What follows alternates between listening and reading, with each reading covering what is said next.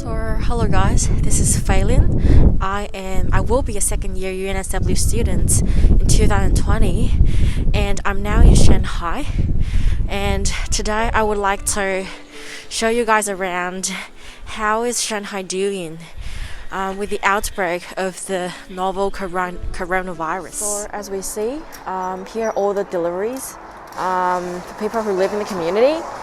It used can be delivered door to the door, but now the delivery person cannot enter into the community, and people have to come down and collect their baggages. And also here is a desk, and they put a notice there. It's saying that people who coming back from other city to Shanghai, they need to register. So here's the people waiting, and he will register any people who is outside the community, making sure we have a record. Here is actually like a fast food store, and they requires you to sanitize your hands before you order anything. This is just like a normal department store, and when you go in, they'll have to test the temperature. So if you're like without the normal range, you cannot enter. This is one of the busiest districts in Shanghai. It's called Shijiahui. It's where I grew up. Used to be, lots of people, but now all of the stores are closed. The only one which is open is the supermarket. And let's see, is the supermarket running out of stock or anything? Let's go. Not even running out of stock. We got fruit, dairy, meat section and cheese section is over there. I won't say, that anything is running out of stock. I think it's probably overstocked instead. And all the frozen food are quite in stock. So I won't even worry about if Chinese people were running out of food. I don't think it's gonna happen. For most of the commodities, they do not even have they did not increase price during the period. $1 equals to like 5 RMB. So this is like the beef for the hot pot. It's around $4. So normal prices. And you also, for the fish, that's 40 RMB, so it's like $8.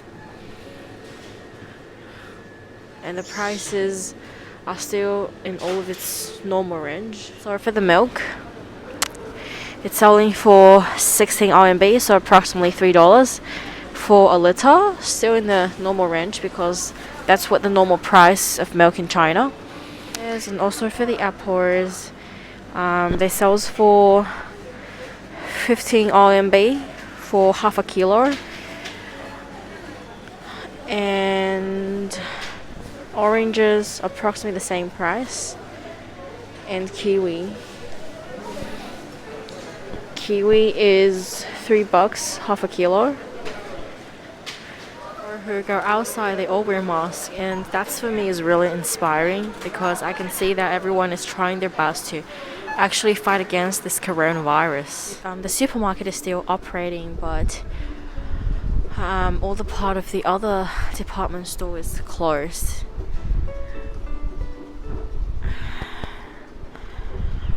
It's gonna be reopened on February the 9th, I believe, because that's when people have to go back to work in Shanghai. So this is in front of like a pharmacy. Yes, the masks is kind of selling out because most of the N95 masks, they have to be allocated to the doctors and the nurses.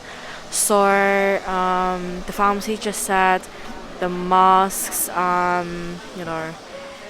don't line up and waiting for the masks. And now the policy for, just the Chinese citizens is that the council will give each address like a little card, and each address can buy 5 masks at the normal prices, and they will put you into the line and give you like a booking number. You have to go to the pharmacy on a particular day and a particular time, and you show them the little piece of paper and they will give you the masks. But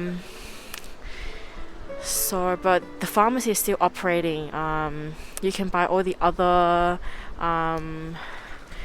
medicine if you need at the Shanghai Underground Line 1. So usually there should be tons of people getting in and out. And Shanghai Underground, like there's like 2 minutes there will be a train, so you don't have to check the time schedule.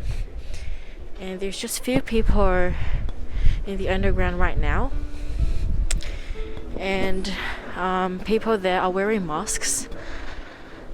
And as you can see, if you want to enter into the station, they will you have to check your bag first, and then this machine, it can measure your temperature automatically. So that's for the crowd.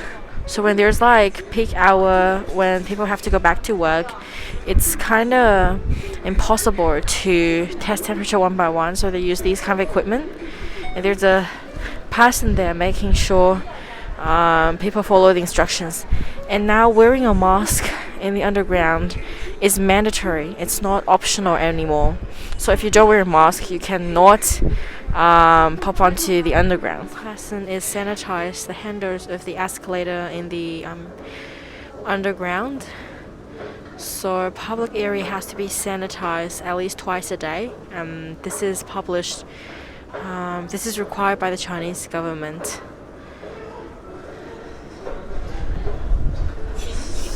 So now we are on a bridge, and this area is actually the city center, part of the city center of Shanghai. Usually this bridge is full of people and lots of tourists. They will come to this bridge and taking pictures of, the crowds, the cars. And now it's can't see a car, just few people on the scooters. So as you can see, most of the stores on the streets, they're all closed because of the coronavirus crisis. There is still a few which is open, so making sure that people can still get the food they want. There's just not too many options, but I guess it's fine considering it's a special consideration. This store is open, this one is not. One of the highway in Shanghai, and to be honest, there's very, very few cars now on the highway. Usually there'll be many cars running on the highway, running on the ground, and now people just minimize their times of going out, unless they need some mandatory things such as food and water, they'll go out. So as you can see, there's still lots of tourists now, still lots of people in Bund, but almost I think everyone I see, they wear a mask to protect themselves. Also in front of the convenience store, they did put a reminder telling you that please wear a mask before you go in, and please do not sneeze. If you really have to, try to sneeze, without sneezing to the people. They're promoting really hard, telling people please wear a mask when you enter into the shopping mall. They're promoting how to wash hands. They show 7 steps. So here is a record. The elevator is sanitized at least twice a day. And also in terms of how we push the elevator button, we prepare a tissue and we press the button so that we minimize the chance to get the coronavirus. So what we do when we get home, we always leave our shoes outside, and then we'll take off the clothes we wear outside, making sure the virus will not be brought back home. And then we'll straight away to wash our hands.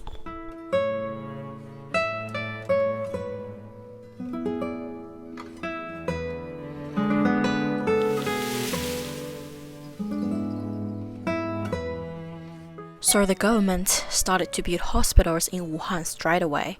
They built one hospital that can accommodate 1,000 patients in 10 days, 10 nights.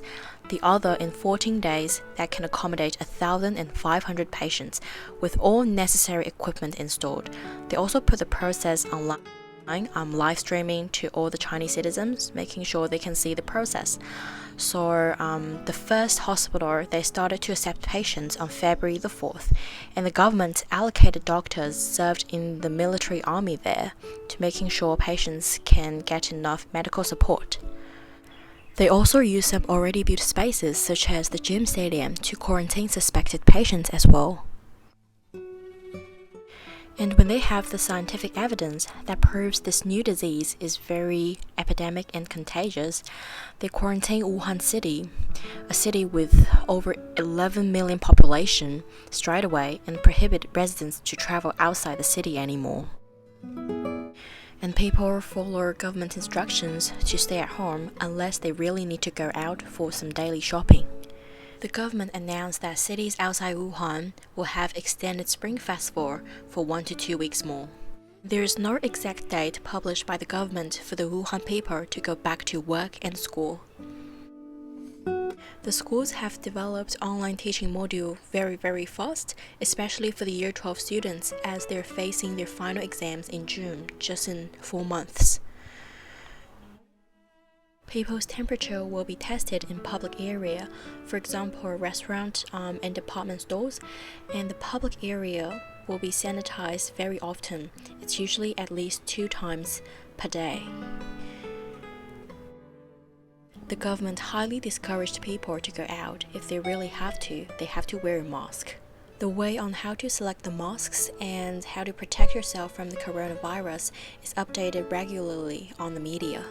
China identified the pathogen in record time and shared it immediately, which led to the rapid development of diagnostic tools. They are completely committed to transparency, both internally and externally. So they work closely with WHO and share updated information with all the other countries, such as the current situation in China and the sequence of the genetic code of the coronavirus. Developing corresponding vaccine is also another important priority listed by the Chinese government.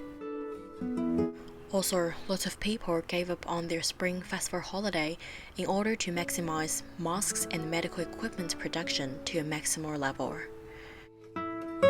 In terms of the economy, the central government allocated 1 billion to Wuhan on January the 23rd immediately. They also prepared 4.4 billion budget for the coronavirus in 2020. At the same time, they put 1.2 trillion cash to increase liquidity in the financial market for medium and small corporations to loan money with minimum interest rate. And they also proposed to cut off rents for the retail stores and extend the timeline for people paying their social security fund. Many companies made donations to fight against this coronavirus. For example, Alibaba donated 1 billion yuan straight away. Tencent and Baidu also donated 300 million yuan. Some famous Chinese billionaires, for example Jack Ma, he donated an extra 100 million yuan on his own behalf for vaccine research and development.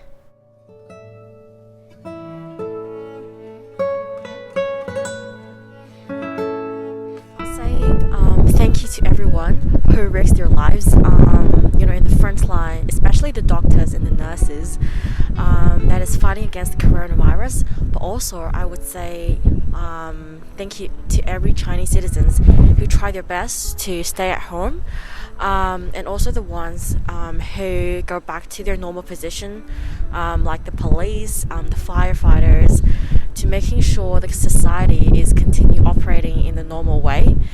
and we have to move on. We cannot, having the Spring Festival extending forever. The society have to continue operating, or the poverty will just cause more deaths. And also, I'll say thank you for all the other foreign countries who actually, gave enough support and help to China. We really, really appreciate your kindness. It's okay to be panicked, but do not over panic. The death rate of the disease is only 2.1%, which is published by the Chinese government. And according to the World Health Organization, China is reacting really, really quick, and we do every possible things we can do based on the evidence. Misinformation and misleading information itself is nothing. We have to judge independently, and it is a time for facts, but not the time for rumors. Yes, of course, there will be imperfections when Chinese government is dealing with the coronavirus outbreak, due to the nature of China is a country with 13 billion people. And yes, like for example, there's misallocations of the N95 masks, and some of the supermarkets, they do sell the vegetables at an incredibly high price, but all in all, they all get punished, and we still have to move on and fight the virus, but not fight against China. Yes, the virus does originally comes from China, Wuhan, and the evidence suggests that it's highly probable that it comes from a bat. But the people who ate the bats, of course, they should be blamed. But what about the other Chinese people? Should they be then discriminated when they're in the foreign countries?